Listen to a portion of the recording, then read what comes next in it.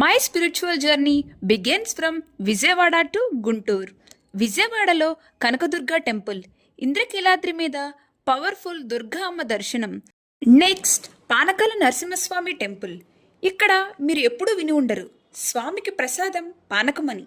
Yes, ఇక్కడ లక్ష్మీ నరసింహస్వామికి బెల్లం water డైరెక్ట్గా స్వామివారి నోటిలోనే సమర్పిస్తారు. మిరాకిల్ ఏంటంటే పానకం ఎప్పుడూ బయటికి రాదు. తరువాత దశావతార టెంపుల్. ఇక్కడ లార్డ్ విష్ణు 10 అవతారాస్లో ఒకేసారి దర్శనమిస్తారు, along with lord Venkateswara.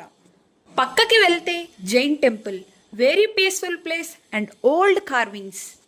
Shri Kali gardens, ప్రకృతి మధ్యలో ప్రశాంతతను ఇచ్చే ఖాళీ వనాశ్రమం.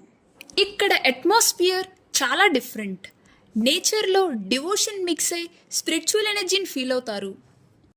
ఇంకా లాస్ట్ అమరావతి, పంచారామాల్లో ఒకటి Amareswara Swamy temple on the banks of Krishna river. లింగం పెరుగుతూ ఉంటుందని ఇక్కడ నమ్మకం. This is my spiritual journey from Vijayawada to Guntur.